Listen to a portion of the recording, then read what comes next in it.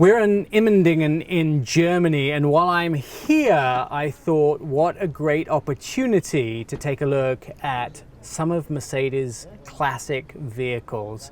And one of the things that we all know is Mercedes Benz was the company that is credited with creating the automobile. In fact, it was Benz that is classically creating the automobile.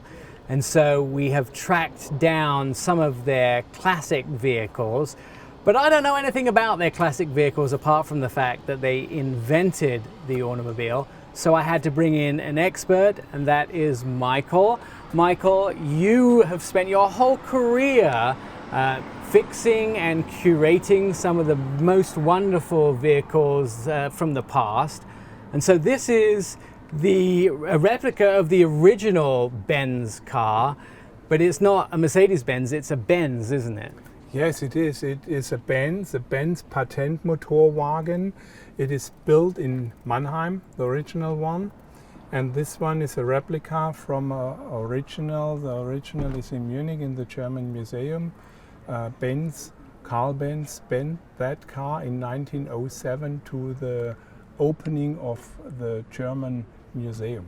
And so this is sort of the credited vehicle that started the craze which has sucked the whole world in, but it's very different from a car that we know now. It's a three-wheeler. It looks more like a bicycle almost than a car. And let's walk around the back because the engine's in the back, but this doesn't look like a normal engine that we would see. It's got this huge sort of flywheel at the back, right? So how does it work? Yeah, it's a one-cylinder engine, a very big flywheel, but all parts what you see on this vehicle is also in a new car. So you have a battery inside, you have a cooling system, you have a fuel tank, you have a carburetor, you have liquid systems for cylinder, and you have a valve, outlet valve. And so it hasn't changed that much in all these years until we really gone to electric. That's been a big jump. But I mean, it even has the belt system. Although this is is this leather? Yes, this is leather like the original one. Right. Yeah, it's a leather belt. And then a chain here to drive the wheel, much like a bicycle. Right? Yes, because a very important thing was Carl Benz was a bicycle rider, right? And he had the idea for his frame from a bicycle, right? Also for the spoke wheels, it's from a bicycle. And the first car don't have a steering because the steering was new. Yeah. So he had no steering. He put one wheel in front and built a steering like a modern car. Oh, right. So he was also the engineer what they built the first steering. Wow. And then brakes. So is this brakes here? No, this is the drive shaft, and this is in front for driving and back to use the brake. So it's very easy to drive. Okay. Yeah. And then braking system, how does it brake? So the brake is on a drum. It's under the car. Okay. Yeah. I use see the brake. You see it? Oh yeah. Here? Yeah. Okay. So it's a drum brake yeah. belt. Yeah. Wow. Okay. So now we can. It's easy and it works, and the function is good for driving. It's crazy that, I mean, I see modern cars that are pretty much set up the same. Yeah. So it didn't change from maybe 100 years or so. Yeah. I mean, the design that he put together it's been refined, but it's pretty much the same.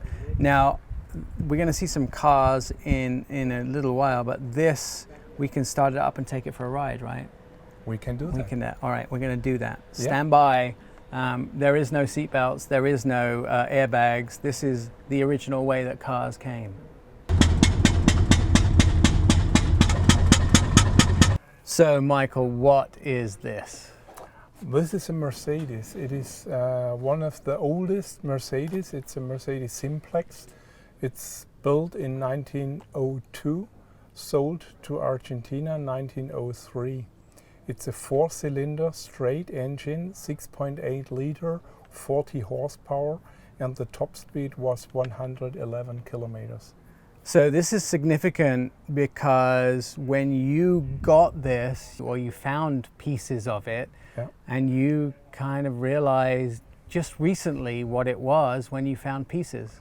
We found the car in, I think, in 77 in Argentina, and we sold it. The car came back to Stuttgart, Fellbach Classic Center, and we rebuilt it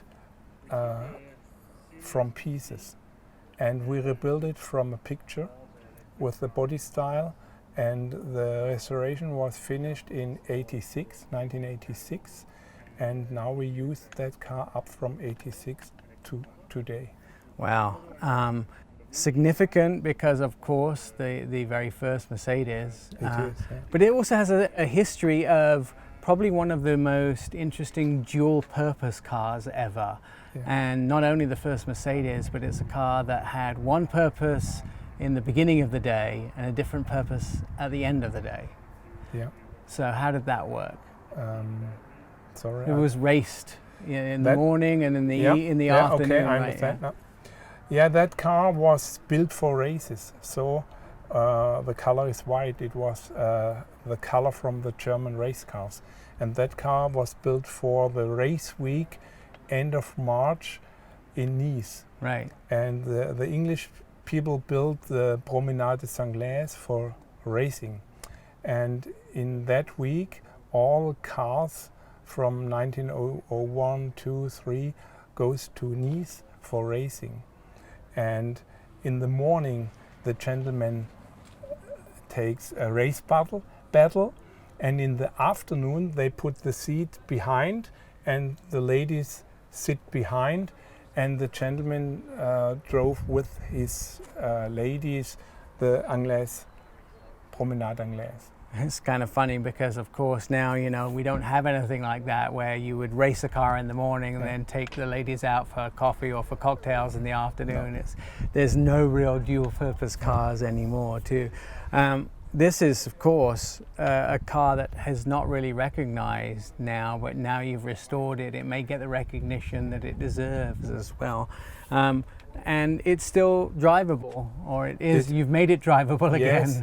The name Simplex came from easy working, but today it's not easy. But in the time what they built it, it was easy. Right. It looks like it's got a lot of buttons here. Yes. So what are they for? It almost looks like a trumpet or a piece of brass band instrument. What are they all for? This is the completely first liquidation system. It works with overpressure. On the right side there is an oil tank, and the overpressure transported the oil to here, and it goes through the glasses, through needles, and you can adjust this, and the co-driver can see at the glasses the drops of oil. Very important. That was the first oil system. Wow, and it seems like overly complicated for anything. Not for mechanics. So the first drivers needs good mechanics or by himself. And then all these other switches, what were they used So for? this is the ignition switch. Okay. On, off. Okay. This is the water grease system. Okay. For the water pump. Fuel pressure. This is the pressure pump to start the engine. This is also an oil system for the crankshaft and clutch. The pedals, you have 2 brake pedals. You use for braking 2 pedals, and that brake is at the gearbox, not at the brakes. Oh, so you brake the gear. The left pedal is the clutch pedal, and the accelerator or throttle in the wheel, steering wheel. You have ignition adjustment and hand throttle. there is probably a reason that you don't let insignificant drivers like me drive it. It needs somebody who knows what they're doing and more like you. You need a lesson about that car for 1 week, then you can drive it. Well, we'll take a ride, but I'm glad that you will be driving and not me, or somebody who knows what they're doing, because it looks way, way more complicated than anything I've ever driven before. All right, we're going to take a ride, and I'm glad I'm in the passenger seat.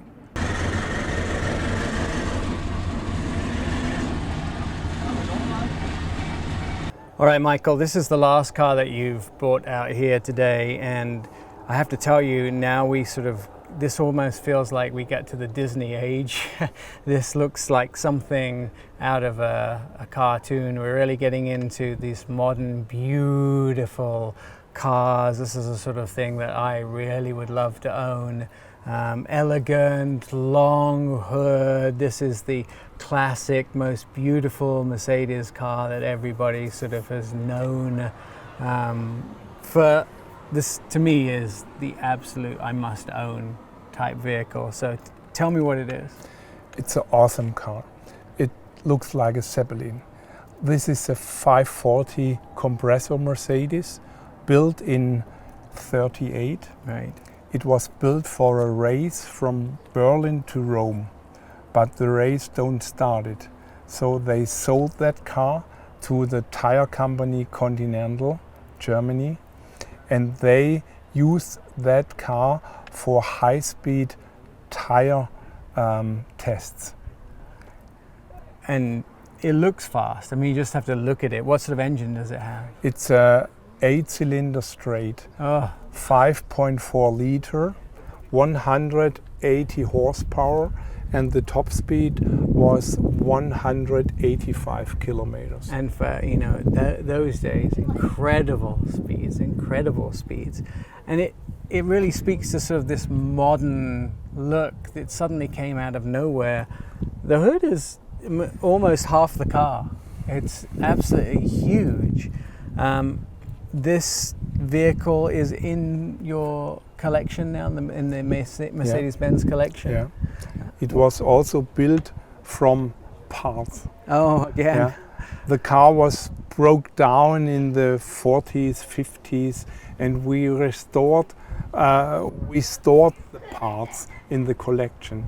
And perhaps 10 years ago, we found the parts, right, and we rebuilt it completely to a car. So only 10 years ago? Yeah. It's brand new, rebuilt it. Restored, not rebuilt it. It's an original car. And the story of the Airstream body came from the first Mercedes Airstream race car in 32 in Berlin on the Avus. Mercedes SK won that race with the Airstream body. And up from this time, Mercedes take this style for bodywork to the serial cars, and you can order all Mercedes models in the 30s with Airstream body.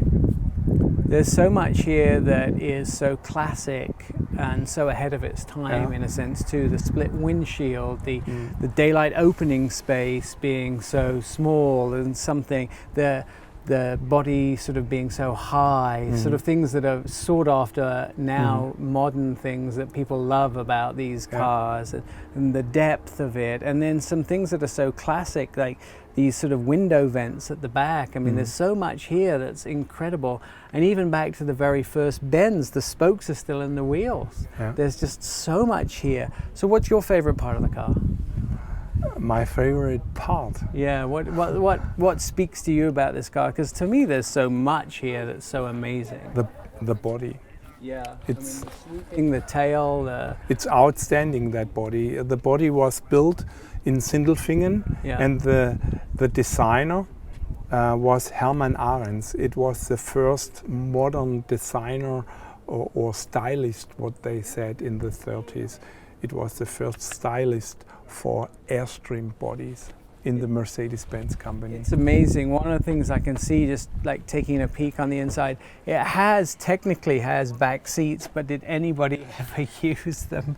Because they look ridiculously small. Yeah. I mean, they're tiny, but were they really used by anyone in the back? Did anyone ever sit in the back? It's for the children. Yeah. Very small children. Yeah. Yeah, I mean, it's not only beautiful outside, but it's beautiful inside. The dash, the wood, the gauges. What's this little box on the left of the steering wheel?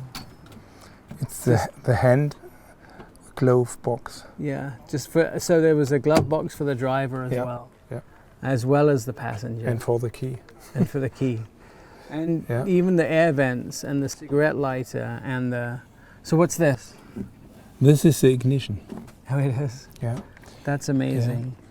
But it still also has, the very modern things, the brake, the parking brake, the gear lever, everything looks to be as it is in the modern car.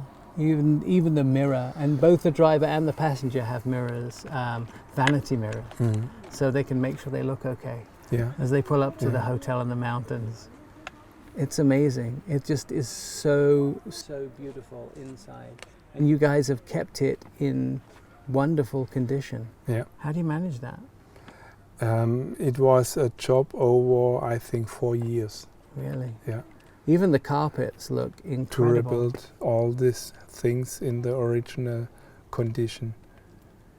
Yeah, I mean, I would be so proud to own this. And how is it painted? What's this paint? A nitro paint, silver nitro paint, and aluminium body, completely in aluminium for the weight, for low weight. So it was built for a race. That was the idea from that car. It's incredible, and it still runs. It runs very well. Can you take me for a drive? Of course. Oh, all right, it's time to go for a drive. As we drive off into what I would hope would be a sunset, it almost seems like something we should have 101 Dalmatians in this car too. Thank you for joining us, and these have been some incredible cars that Mercedes Benz has in their collection. I'd encourage you to, anytime you can, to go and look at their collection. They have always on display in the museum that Mercedes Benz has, but just to know a little bit about the history from the very beginning of the first Benz car all the way through to the modern ones. And don't forget to watch our video about the EQXX as well, because that tells you about some things that Mercedes Benz and the vision EQXX has about the future, because it's not just about the past, but it's what's happening in the future. Micheal, thank you. Let's go for a drive. I'm Nik Miles.